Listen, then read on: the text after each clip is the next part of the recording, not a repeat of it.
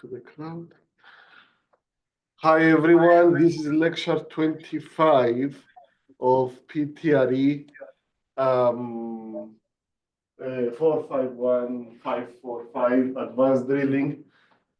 I was talking to some of the students before the recording started, and there are some issues with the project, and it's mostly the same issues.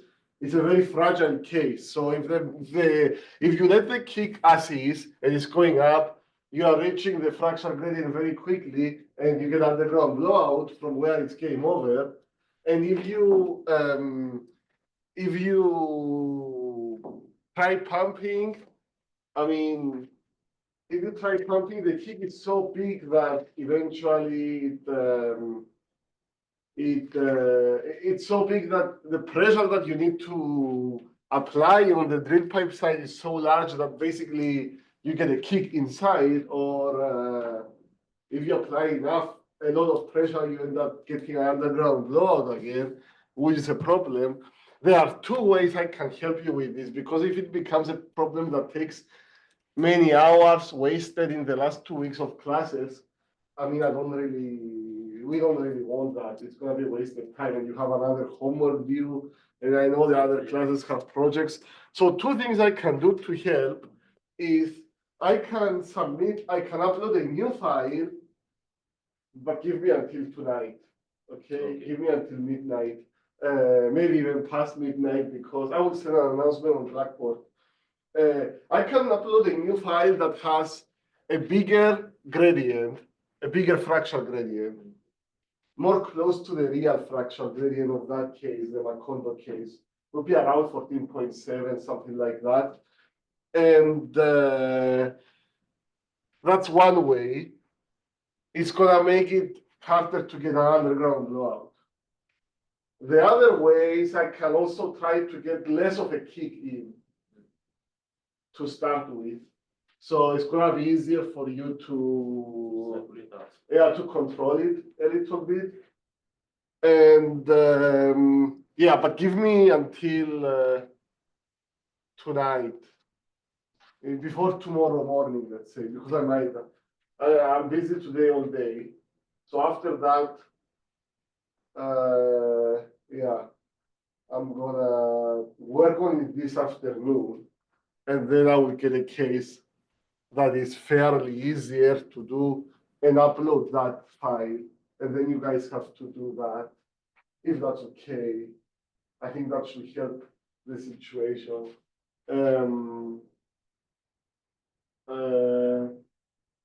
Any technical questions in regards to the project, like actual drilling questions? For the project? Yeah. Any app related questions? Software, I guess? Okay. Donald, did you try the project? I haven't tried it yet. Okay. Okay, so nobody managed it already. Okay. Okay. Yeah, I will do it. You still need to manipulate the choke. So you need to be careful as it's moving up. The kick is moving up, probably. There might be a chance that you can put the choke at a certain percentage and keep it like that all the way, but this is idealistic. Okay. Let me ask a question. Yeah. Because you mention that the last resort is to lower the flow rate if you realize that there That's will the be a result. problem. Yeah. If during our course of projects, are we allowed to lower the flow rate below 40 because that's what you recommended? If it goes to a point, if you end up lowering the flow rate, it means that the choke is very close. It's like at 1% or something, and cannot do it. Sorry. You lower the flow rate because you have a very high pressure. Yeah. So the choke is too high. It's at 90-something%. It's too open or too close? It's already open a lot, and you cannot do much anymore. Okay. So it's 100%, let's say, open, and your pressure is still too high, so you don't have any other resort. You can have to lower the rate. You don't want to get into that point. Okay. I didn't get into that point when I was doing this project on my app. And my app is a different update, I think, that yours, or but it should be the same. I know it used to be that it was working better on iPads than iPhones, but like 3 years ago. This operating system there was better, or the way the software was working. I will make it easier for you guys, and we're going to talk about it on Thursday, unless there is other questions on the project. It's going to be the same problem, just different frag gradient and probably less of a kick. And yeah.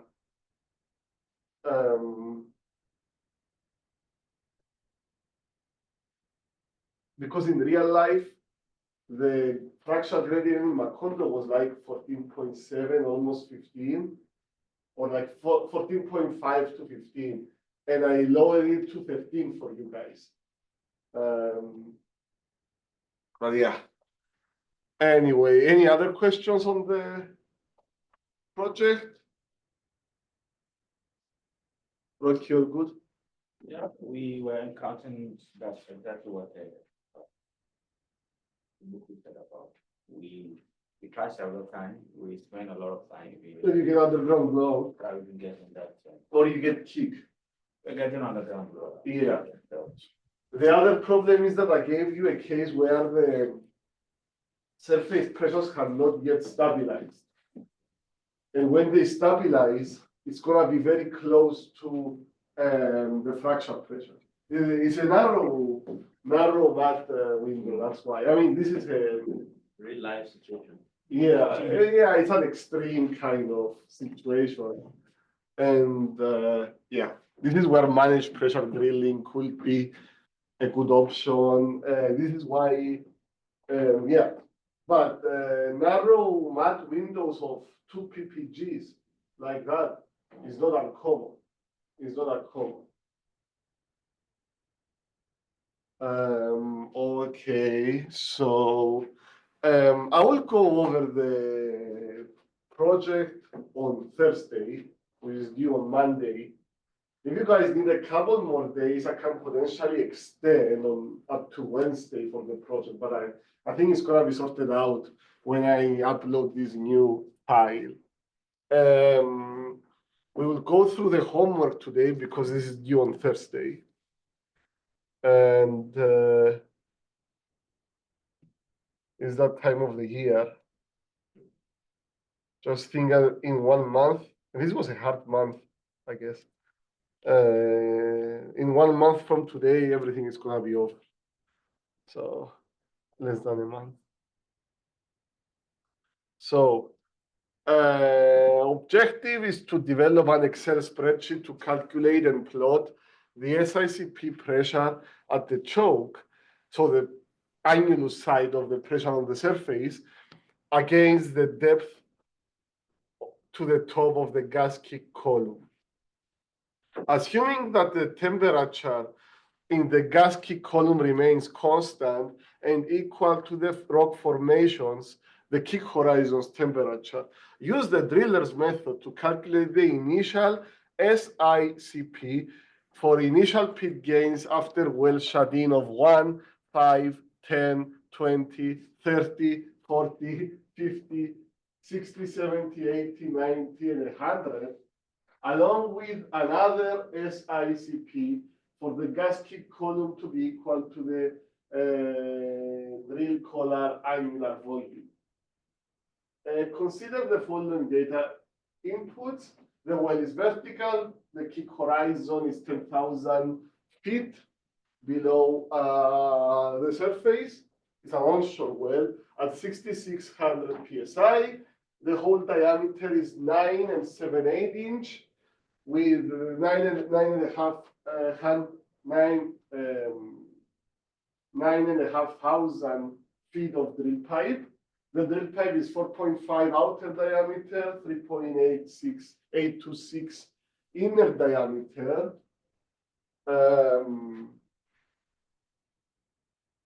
the mass density is 12 ppg, the stabilized SID PP measurement is 360 psi. The gas kick column hydrostatic pressure head is 0, so that's easy.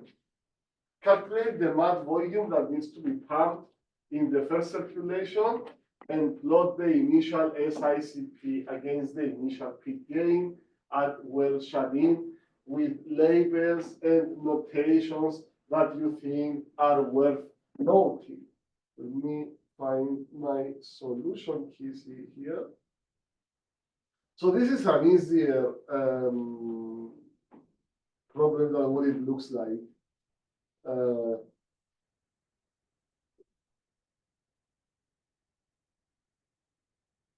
That's a little Hadoop.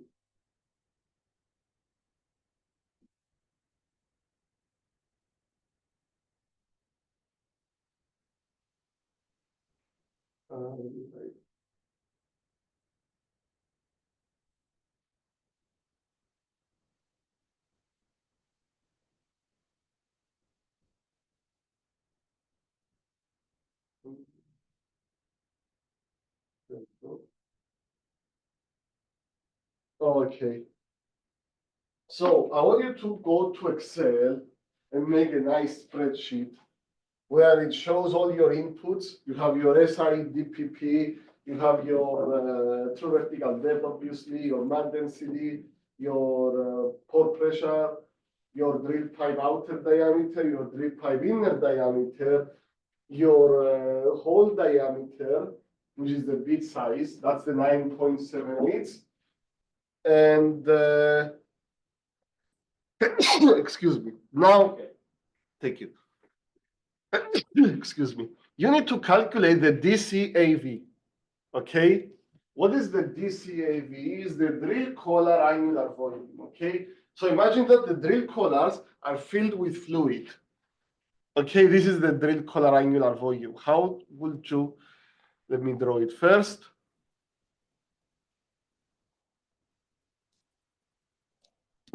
Okay, this is the hole. This is the drill pipe. This is, let's just say, ignore the bead. It doesn't, this is the collars, okay? The height of the collars is 500.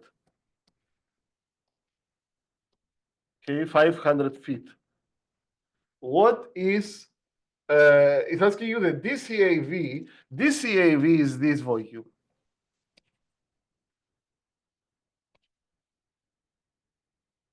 Okay, DCAV. So you are going to use that equation with the 1029.4 conversion factor, which is basically DCAV is equal to outer diameter square minus inner diameter square in inches divided by 129.4. And the answer would be barrels per, the answer of this is barrels per feet. And then you need to multiply by the height, which is 500, we call it L, C, the length of the collars, to get it in barrels. Outer diameter, what is the outer diameter of this? The whole size. The whole size. The whole size. The bit size, right? Yeah. 9 7/8. 9, 7, 8. I think so, yeah. 9 7/8. What is the inner diameter? Yeah, that's going to be Six, the seven, outer. Yeah. Okay. And the L, 500. The length of the drill collars is 500. Yeah, it's given in, Yeah. in the B. So you calculate that, and that is the DCAV. It will be around 25. So you get an extra point here. You need to do 1, 5, 10, 20, 25.23 or something. We need to include it in the graph. Yeah. It's an important point. That's where things are changing. Okay, so that's. But it's using an Excel, right?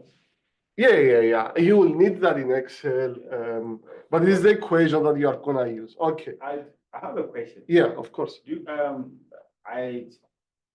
All my my solution, I use Excel 12. Yeah, so is there any, but that if somebody use Excel for all the solutions, do I need to tell you where to type? No, just screenshot. Give both files to Kalu. Give the Excel file so he knows what you did, and if you do something wrong, he maybe go in and find out something, and also the screenshot. Screenshot.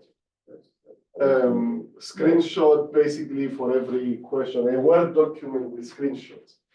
A Word document, write your name. It's gonna help you because if he finds a mistake with Excel, there is a chance you can get some partial credits because he can figure out what you did wrong.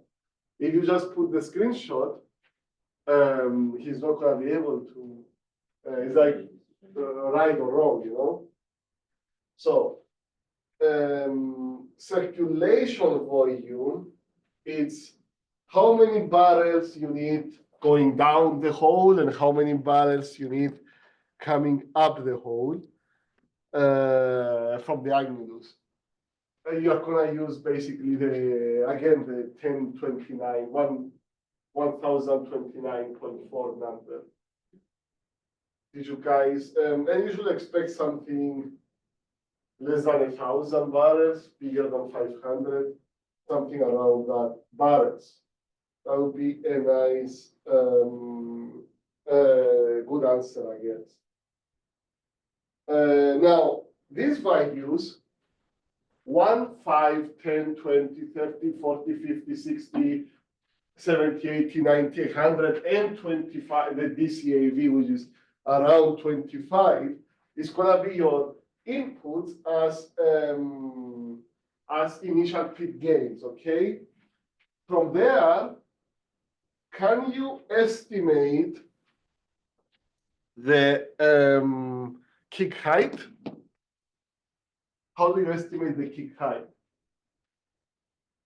Know the volume. But you know the pitch, so it's pitch gain over the volume you calculate. The columnar capacity. No, not Yeah. the Again, divided by capacity.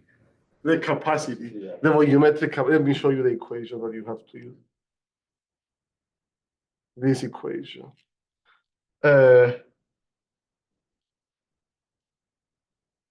No, before that. This one. If your volume of the pit gain is bigger than DCAV, you use, so if it's smaller, you use this equation, the first one. If it's bigger, you use the second equation. Now, if we said that DCAV is around 25, that means for the pit gain of 1, 5, 10, 20, and I guess 20, 25, you are gonna use this equation. Above that, 30, 40, whatever, you're gonna use the bottom equation. Now, trick question. What is the kick height, initial kick height, if the initial pit gain is equal to DCAV?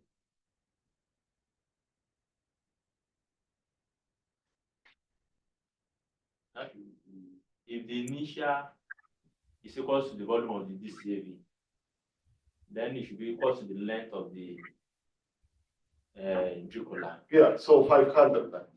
Yeah, that's how you know you did your answers correctly this way.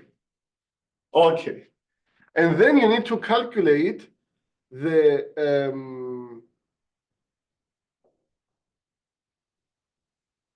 initial SICP. And the initial SICP, you are really gonna get it from this equation here. No, this is the maximum. This equation, the first one, okay? The first equation, this one, for every initial pit gain that we mentioned. Okay. You know SIDPP, right? 360. I gave it to you. 360. Height above initial, you know it? It's gonna be TVD minus the initial height of the kick that we just mentioned with those equations. Okay, this is this value, and you find it. You find it here. You find it, yeah. Raw mat, you know it is 12. This we said is 360. You know it. Initial pit gain, you know it. C angular is what Justin mentioned. Now, there is a chance that the kick, or in some of the cases, those that are above the drill collar, they touch two different volumetric capacities. It might be smarter to use this, more practical, not smarter. This V pit gain divided by C angular together is H kick initial. Okay, so it might be smart, instead of trying to calculate the net C angular, just use the kick height that you already calculated using the equations I showed previously. It's gonna make your life easier. And then FPP, 600 and 6,000. Yeah. I gave it to you, so you don't need to worry about that. And then what about the temperature? It's constant. So temperature above is equal to temperature below. Cancels out. Don't need to worry about the temperature. And you calculate an SICP initial for each of those initial pit gains, and you make a plot that is gonna be something like, okay.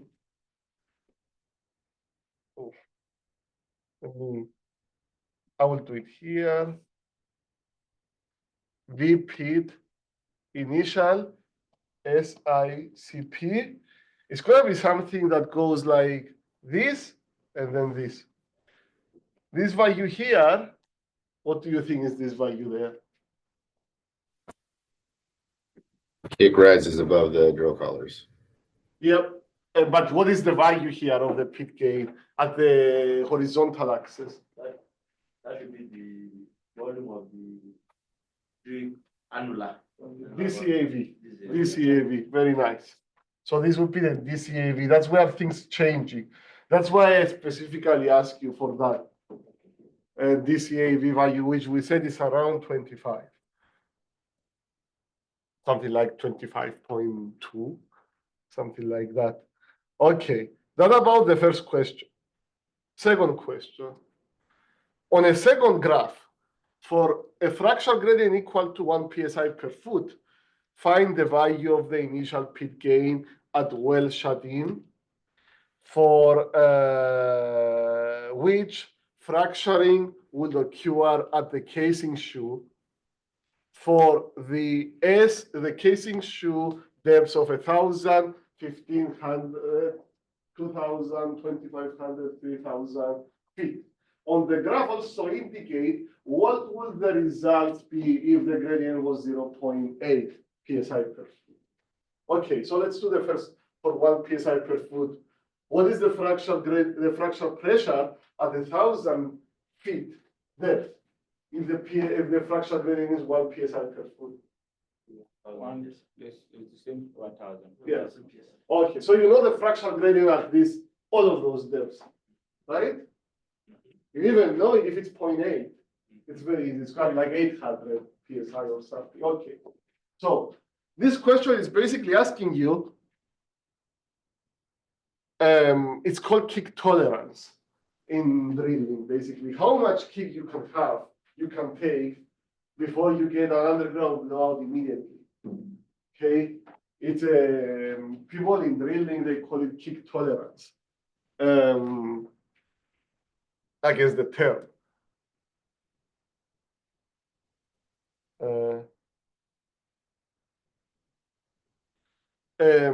Basically, how much kick can I let inside my well without until I get immediately fracturing? It's like you guys, if you let the project, if you let the simulator run as I gave it to you, it's gonna eventually get an underground blowout on its own.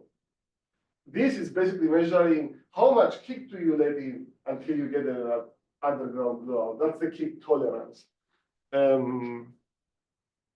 Okay, so now basically we said, what is the SICP at which you get an underground blowout? Called MASP. Okay, MASP is equal. Now, basically, for this to happen, you're basically telling me that MASP is equal to SICPI initial, right?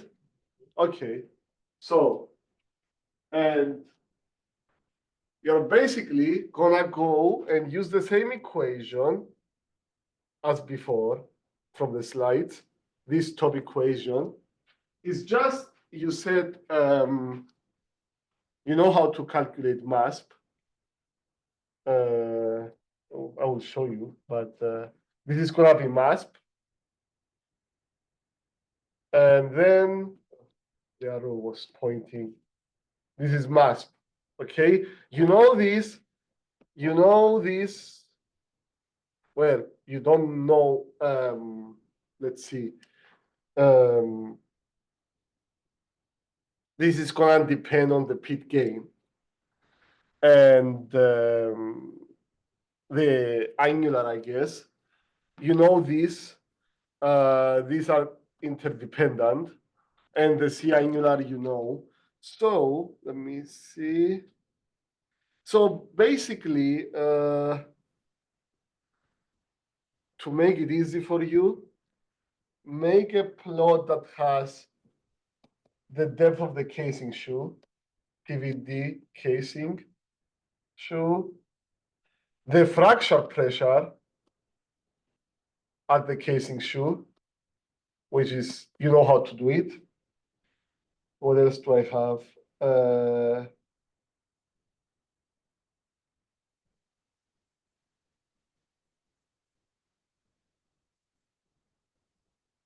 We have mud weight at the casing shoe, that's fine.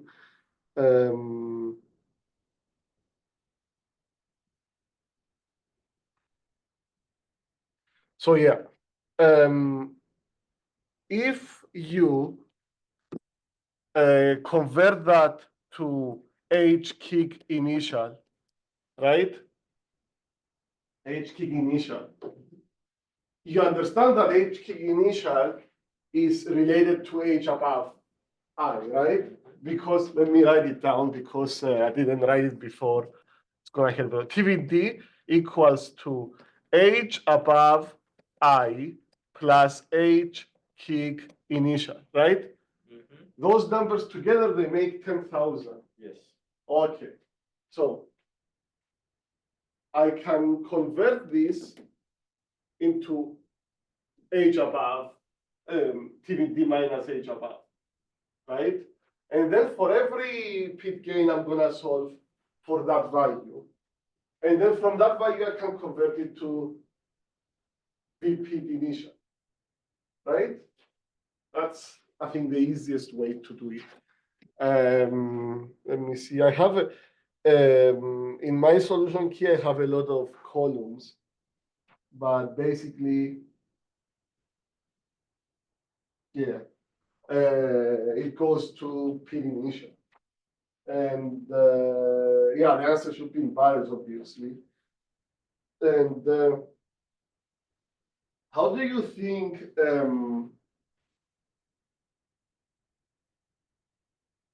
well, how much do you think the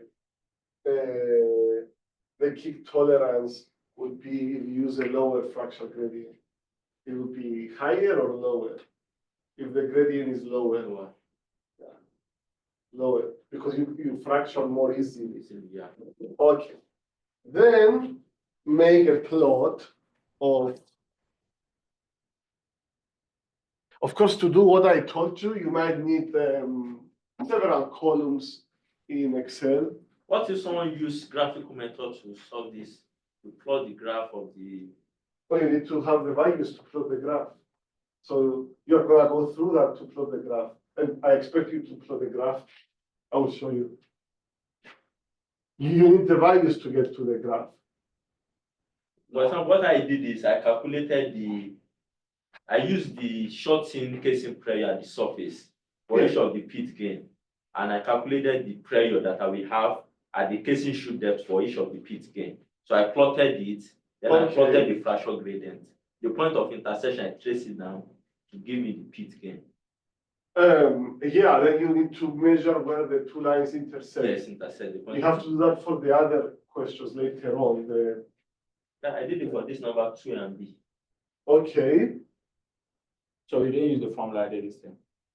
I don't go through this route. I will show you what I want you to do graphically for this question, and probably you can do it. It's just you need to measure the intersection precisely. So it's like you need to plot SICP versus initial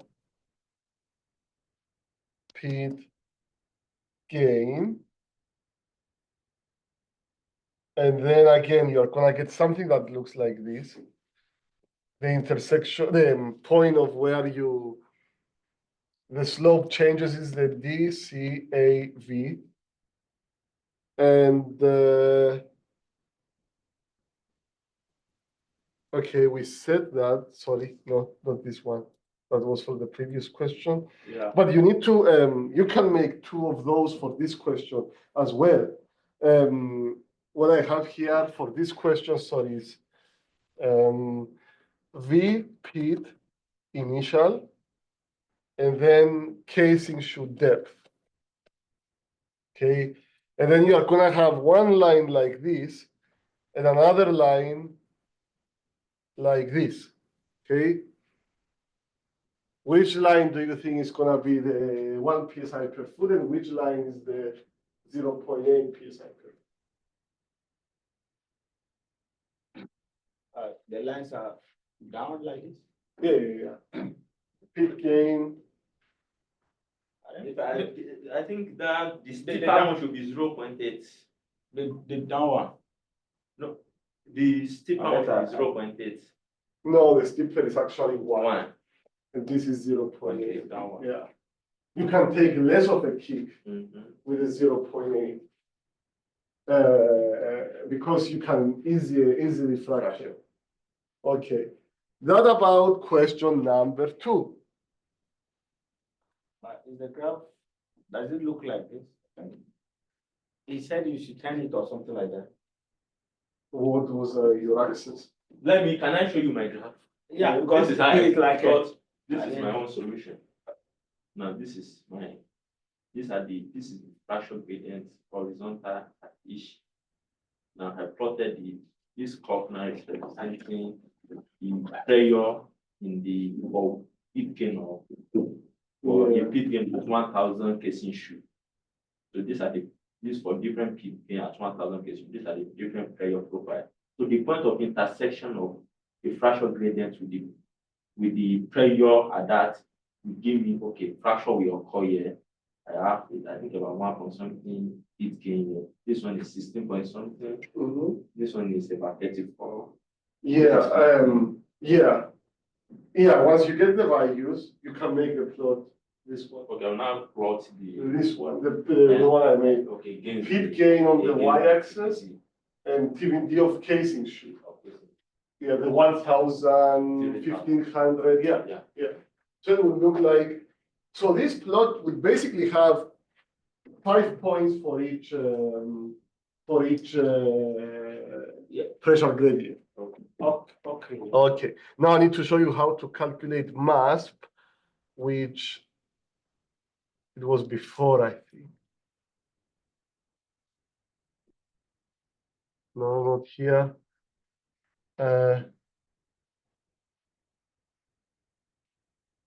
This is how you're gonna calculate MASP. The second equation. Right? Okay. Easy, right? Yeah. Okay. Okay. Yeah. And it's raw math. It's not KMW because you still have the old math. Now, question number 3, copy the graph from question number 1 and add a secondary vertical axis on the right side, displaying the height of the gas kick column in feet units against the initial peak gain after well shut-in.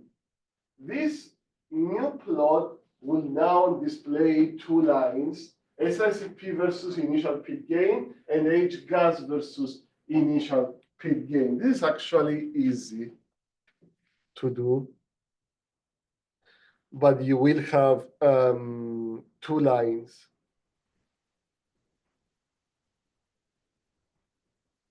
Okay. Because how do you go from, where is it? Do you know how to go from peak gain to H gas?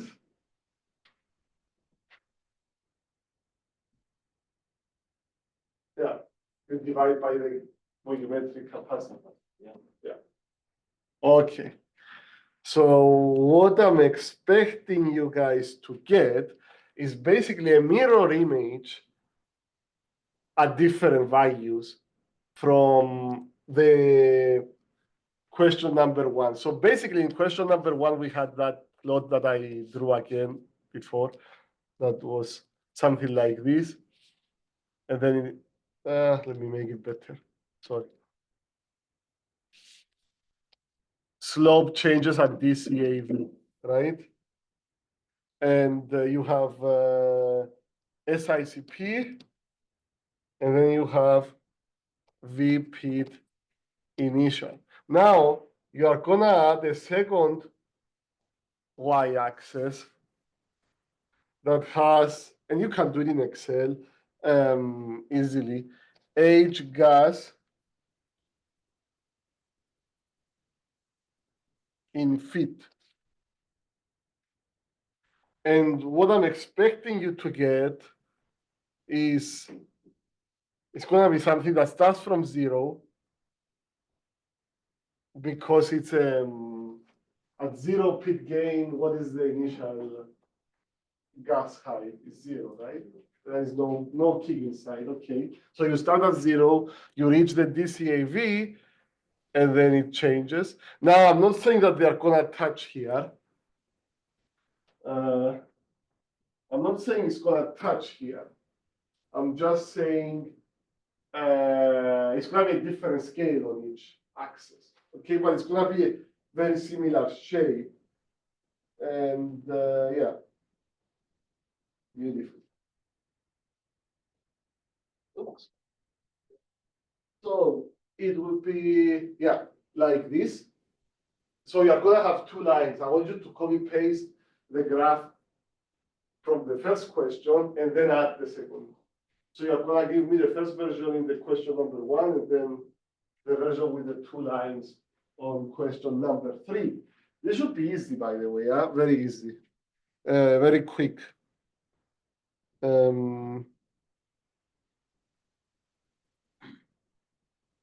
What is the reason behind that? This question. Huh? What is the reason behind? To understand how the kick height increases with basically the more peak gain you get, the taller the kick. It's what most of you actually did wrong with part A of the project. By the way, the part A is graded. Can you see the grades? Yeah. And most of you got KMW correct, FPP correct, and wrong the wrong kick because you didn't get the peak gain properly. Remember, it's an active peak gain. It constantly changes. Okay? If I drill 1 foot down, my peak gain will go down on the surface. Okay, so this is question number 3 is easy. Question number 4 is, for each initial peak gain at well shut-in value, this gas kick column will have to be circulated out of the well via DM's first circulation. The kick column height, the height, will be increasing as it moves up the angle. So what you have in the previous question was the initial kick height. Now you have a change in kick height as you move up. It's increasing, as you see in the project. Huh? Yeah, I'm laughing at we're doing it, we're getting that. Yeah. Go out there. So plot as it moves up the angles, you know the pressure, the kicking height increases. Plot a graph of SICP at the choke against depth of the top of the gas kick column in the angles. It can be the top, it can be also the bottom, but you know,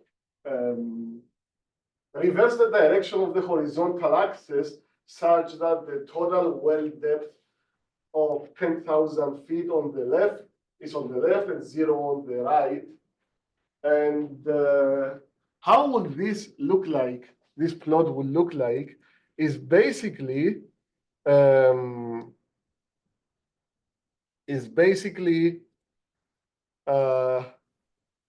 the things that it's gonna look like where is it? The Riller's method. Okay, you are basically drawing this portion of the curve for different kick for different age above or age below. Okay, so and this is what you are gonna have at the bottom. You are gonna have depth, which is proportional to strokes pumped if you are pumping at a constant SPM. So at the left, you are gonna have 10,000. My kick bottom is touching the bottom of the well. And on the right, you are gonna have 0 feet. That is, the kick is touching the bottom of the kick is on the surface, completely, or the top of the kick is on the surface. I don't care about the, yeah. Now, if you are doing age above, you are not really gonna start from 10,000. If the age above is 10,000, it means that the peak gain is 0. Okay, you are gonna start from something like 9,900, and if it's 10 feet, it's gonna be 9,990, and then you go up. I would suggest you change the first height that you do in your table.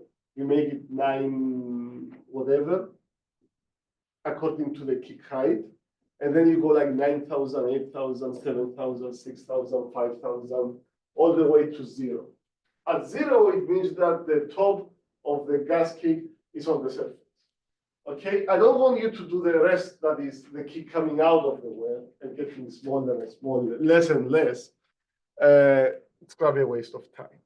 Now, you're gonna do it for every pit gain, right? So I'm expecting you to get something like, where is the, trying to find another class.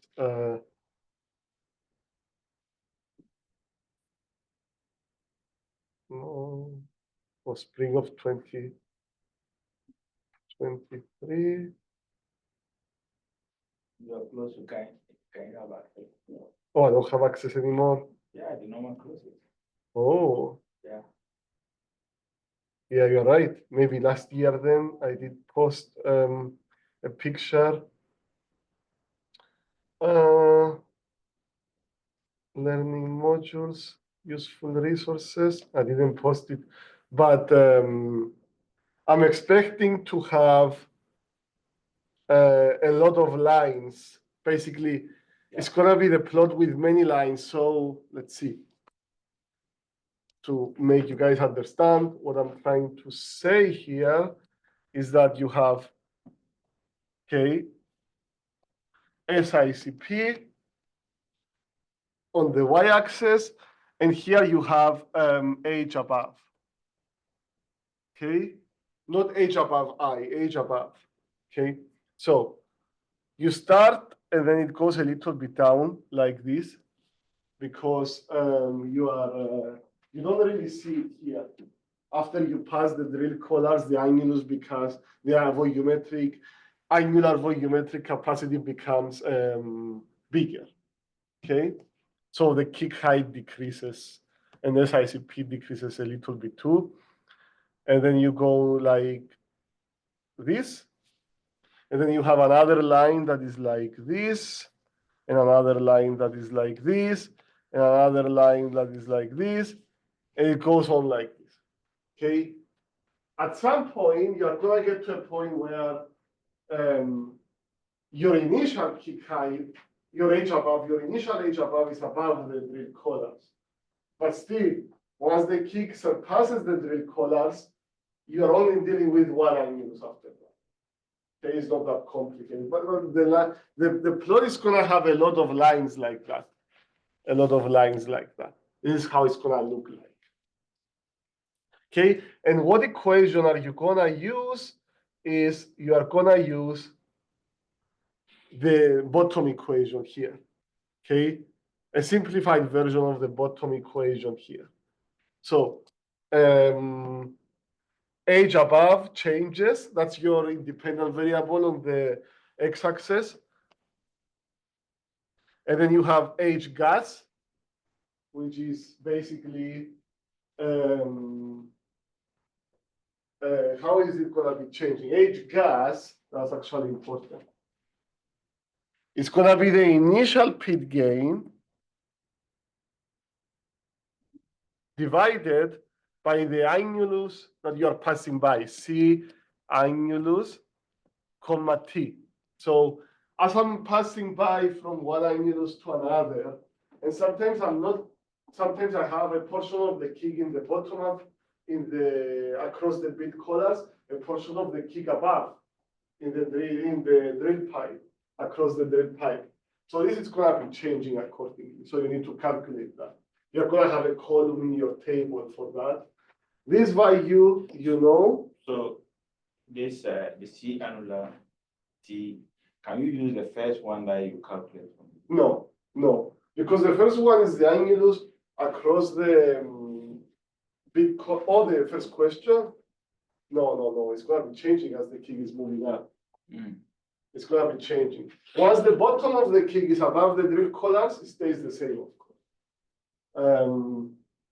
Okay, so you need to be very smart on how to do this. Raw math is easy. SIDPP I gave you, and then basically this is the equation you are going to use. It's not as hard as it sounds. It's not as hard as it sounds. And obviously temperatures, I don't care because they are equal. It's isothermal process, we assume. And you make that question number 4. Now, what about question number 5? Copy the graph from question number 4, considering a 1 psi frac gradient, and plot the pressure limit for the casing chute depth for those 5 casing chute depths we talked about. Label each set of lines or curves. Then for initial pit gains of 1, 5, 10, 20, 40, and 50, no need to worry about the bigger ones, determine the depth of the top of the gas kick column at which a fracture will initiate for each 5 casing chute depths. So I want you to copy the plot that you already made. Copy, paste, not as an image, just so you have something like this, like this, like this, like this, and so on. Sorry to cut you short, sir. Yeah. For only the 1, 5, 10, 20, 40, and 50, right? Yeah. You can copy the other ones as well if you want. It's gonna be easier if you keep the lines. No, I removed the other ones. That's what I'm asking. So that Oh, you already removed them? Yeah. Oh, okay. Yeah. I can add it back, sir. I don't know. You know why I asked for only those kick depths? Why? Because the others are not intersecting, right? At all. No, they are intersected, but in weird places. or like by that point you already know how to use it. So this is age above. Okay, so where the kick is basically. And now plot the pressure limit for the casing chute depths. So at 1 psi per foot times 1,000 foot, what is the fracture pressure? 1,000. Okay, 1,000 psi, and 2,000 is 2,000 psi, and so on. And determine basically how high the kick is gonna be when you get a fracture. Okay, when are you gonna get a fracture? Basically, an underground blowout is when the SICP is what? The maps. Huh? On the maps. Map. Must. Yeah. So, in my solution, I kept all the lines. So you removed basically. I removed it to my return. Yeah. Okay. So you need to add basically the values of the mass. Okay. At SICP equals mass, we get fracture gradient, fracture pressure at the casing chute. Okay, let's just say 1,000 feet is 1,000 psi, right? Okay, minus minus 0.052 times. How do you get the mass from that equation? That would be P frac minus. Yeah, P frac we said is 1,000 minus 0.052 times 12 times the 1,000 to depth. 1,000. Okay. So what is that value? 0.052 times 12 is like just it's gonna be something like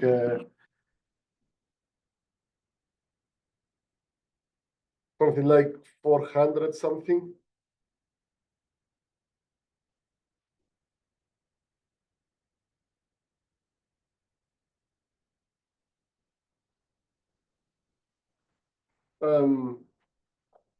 Just for the value, basically. Okay.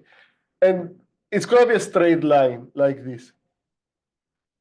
Right? A straight line. And then you give me the other, say you give me the other casing chute depth, the other mass is going to be another line. And then another line. And then another line. Okay. Now you tell me where those lines intersect is where the kick is gonna be when I get the underground blow. Okay, that's basically where where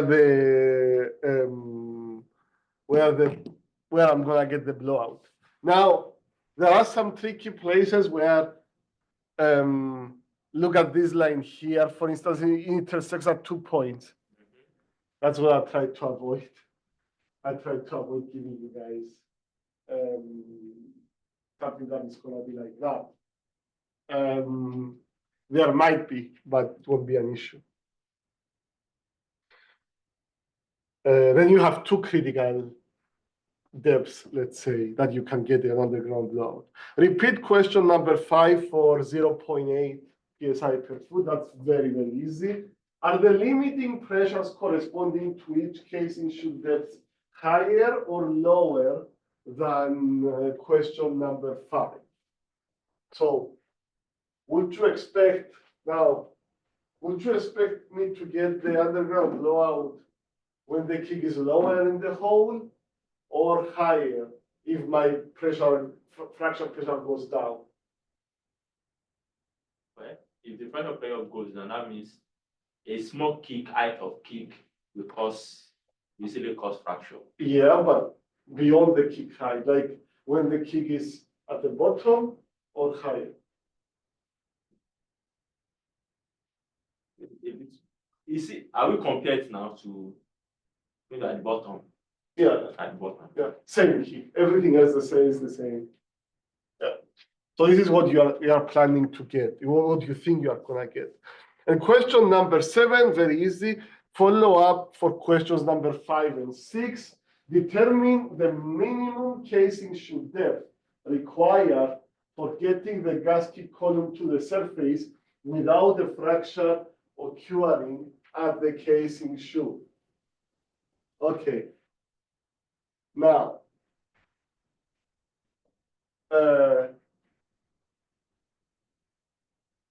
when is the SICP highest during the kick circulation?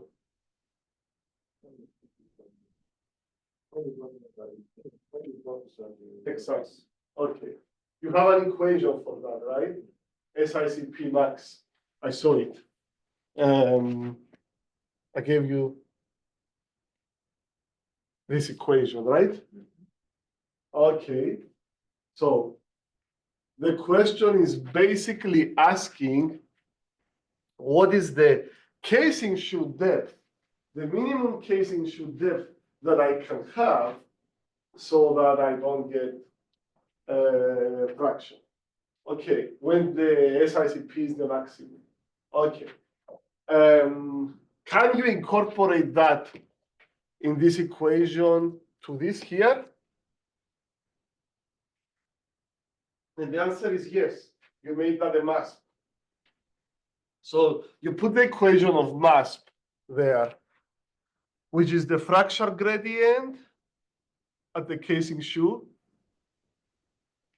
So you can say TVD of the casing shoe, which is unknown, times 1 psi per foot, okay, minus 0.052 times 12 times TVD CHG equals, and then you have this, you know SIDPP, you know pit gain, you know the angular, you know those two together is basically the height of the kick, the final height when it's touching the top. So it's unlikely that it's going to be extending through the drill collars. It's going to be only in the, it could be under weird wellbore architectures, but yeah, I mean, the final kick height, which is going to be the maximum. Raw mat, you know, temperatures, you don't care, and you basically solve for TVD CSG. You solve for this unknown. Okay, and obviously the higher the fracture gradient, the more SICP you can take. And yeah. Oh.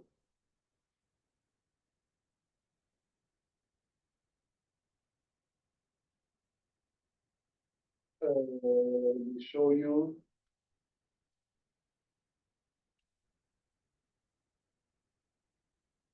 The plot I'm expecting you to do for that question is basically going to have TVD, CSG. Basically, it's going down deep, and then you have the kick tolerance or the pit initial. We call it kick tolerance, but you don't need to know that. First is 1,000. Last point is, I don't know, 5,000. Okay, you have a line like this. And then you have another line that is more like this. Okay, which of the two lines do you think is the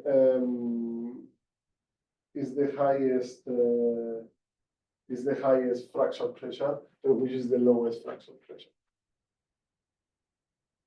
Remember, the vertical axis is a requirement, TVD requirement.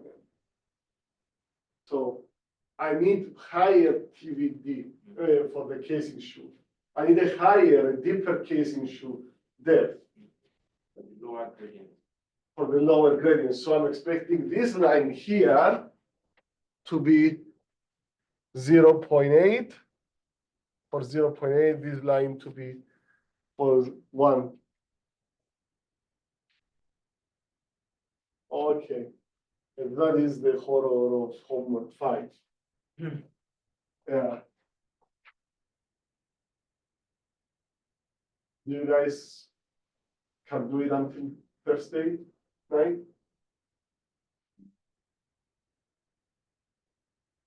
Okay. Well, thanks for this. I don't know, we'll see, but I don't know others, but something. For me, I think so. Yeah, Okay. I don't know the others. I don't know about that. Let me know if you need more time at Thursday. We'll talk again. We have another class Yeah. on Thursday, and we will figure it out. I guess if you have any questions, let me know. It's a lot of, we are gonna be on Excel for a long time, but it's not as hard as it looks like.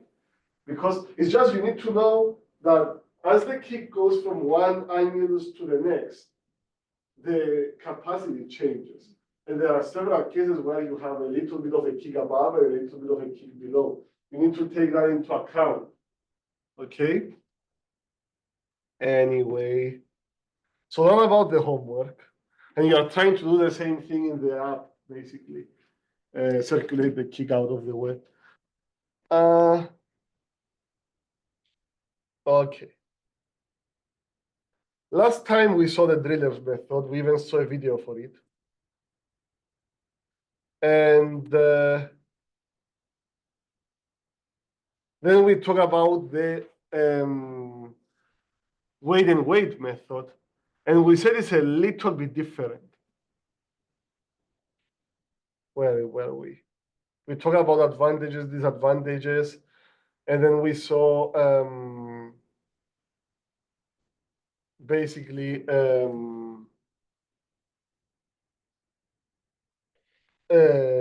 what can you do when you are dealing with a gas? The gas is basically like your app. It's not gas in your app, it's oil, but it's still moving up pretty aggressively. You may get into a point where you have to bleed off pressure artificially. You may not be pumping, but you need to bleed pressure because you are getting close to that mass. Okay, that will be a problem. And now we are really trying to do everything that we did with the driller's method. We did it with 2 circulations. Now we want to do it with 1 circulation only. Okay, only 1 circulation.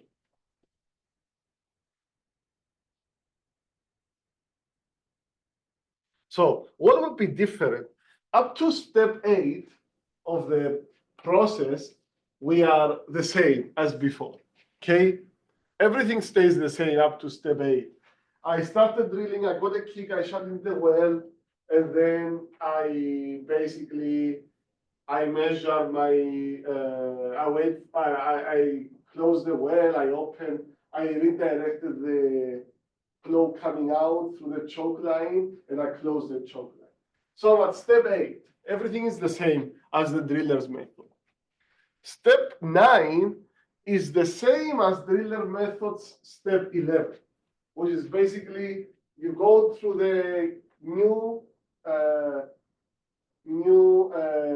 kill mat, you set the kill mat to a certain value, new color for the new mat, and then you set it, okay? So that's step 9 of the weight and weight method. Step 10 is the old method, step 9. So you reset the number of strokes, you slowly open the choke, and you start pumping, okay? Slowly increase the choke, start pumping, slowly close the choke, open the choke, start pumping, until you reach 40. Step number 11 is number 13 from the driller's method. Once the entire column has been replaced with kill mat weight, decrease the pump rate to 0 in small successive increments. Now, I'm not saying close the choke while slowing the pumping, because I assume that you have the right mud weight inside. So the choke can be as open as you want. The whole kick is out of the well, and you have replaced, at this point, you have new mud. So the well is killed. You can have the choke as open as you want. You shouldn't be getting a backflow. And also that's a good check that you did your job right. You don't have any backflow. Sorry. Step number 12 is step number 14 from the driller's method. Close the choke line and open the upper pipe ramp, as we did for the driller's method. You basically reroute everything so you can start drilling again. And then step number 13 is the step number 15, lower the bit down and resume drilling activity. You basically do the same thing as before. You start circulating, you start pumping, rotating, you start, you lower the bit, increase weight of the bit, and then you start making hole as before. So we have 2 steps less with the weighted weight method rather than the driller's method. So you see everything, but in terms of time is much faster, okay, because we have 1 less circulation to deal with. How do you expect the variations to look like compared to the driller's method?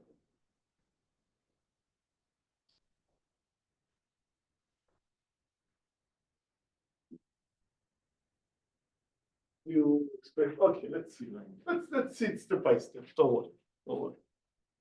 Okay, I'm expecting SIDPP to stabilize, right? If I'm lucky. And then I will start pumping. So I have this extra, which is the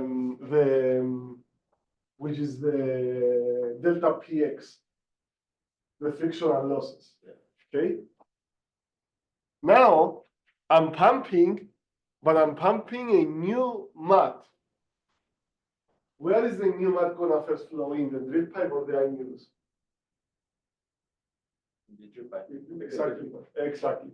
Exactly. So you remember in the past, I was pumping old mud. So I was telling you everything is staying constant after that, right? Everything was staying constant. Now I'm pumping heavier mud. So I'm not expecting it to stay constant. Do I expect it to increase or decrease? Okay. Why increase? Am I pumping heavier mud than before, or lower or lighter mud than before? Heavier mud. I'm pumping a heavier mud. So Right, the SIDP, right? yeah. I think it should decrease. Exactly. You're right. It's gonna decrease. Okay. It's decreased. As soon as I make it out of the well completely, I have the whole drill pipe. As soon as I make it down hole, sorry, not out of the well. As soon as the kill mud weight makes it down hole, it doesn't matter where the kick is or if the kick is out or not. I have basically correct mud into the drill pipe side. So the only thing here is the friction that I'm dealing with. Now, after that, I'm circulating the annulus until the kick gets out. And I'm basically, the whole drill pipe is filled with mud, the correct mud. So I don't care. It stays constant after that. Okay? We are looking at the blue line is the drill pipe side. What about the annulus side? It's going to go up and stabilize at the value. And after that, it's going to go down.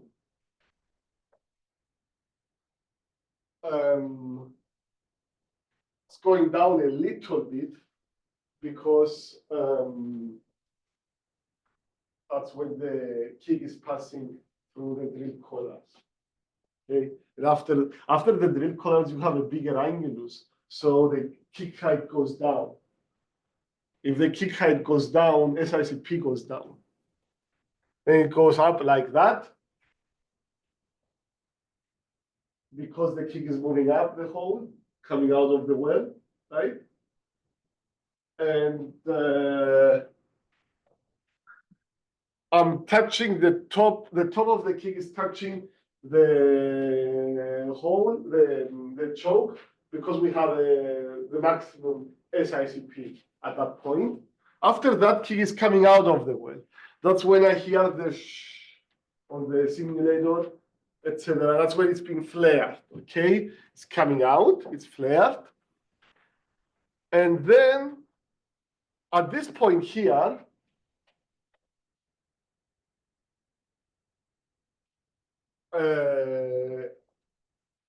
at this point here, the whole drill pipe is filled with new mud, and a big portion behind the kick is filled with mud, but you do have some old mud to replace still.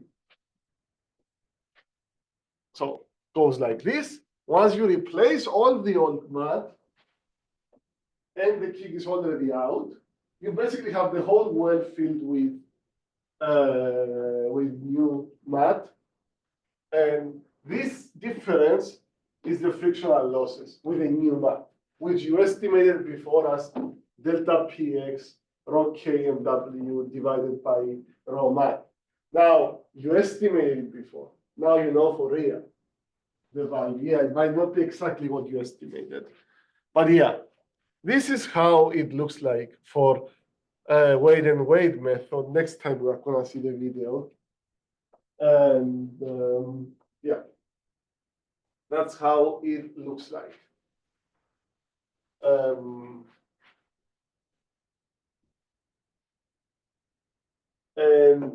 Yeah, this king, you are also gonna see it with the driller's method too.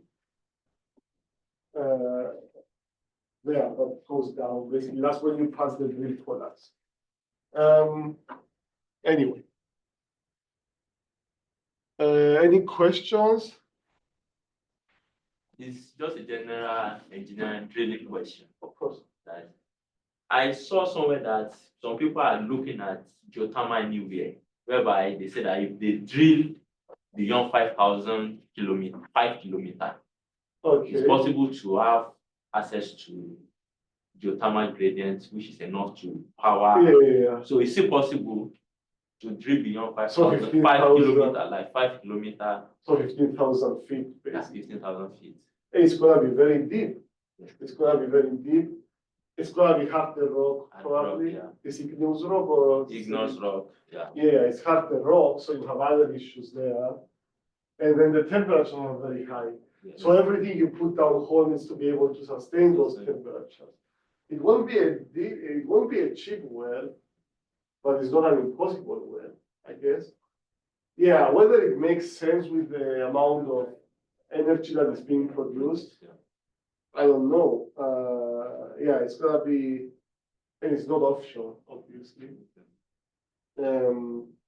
Yeah. So they are saying if they can solve those challenges that affect at maybe probably 5 kilometers, 6 kilometers, 8 kilometers, 9, then we should be able to have access to geothermal anywhere. How many megawatts we are looking at? I don't know, because they said the gradient of each is 50 to 100 kilometers per 100 degrees Celsius per kilometer. Okay. So if we are looking at almost 7 kilometers, that's almost 700 degrees Celsius. Yeah, the question is how many megawatts? It's going to be a lot. I don't know. If it's not a lot, then it doesn't make sense. It doesn't make sense. Because remember, a coal-fired power plant is 500 megawatts. And you can build today with almost to 800. And these projects, they are really 15 megawatt or something, or there is potential for more, but then it's It doesn't make sense to drill up to. it's going to be very deep well, very. It's challenging to drill this deep for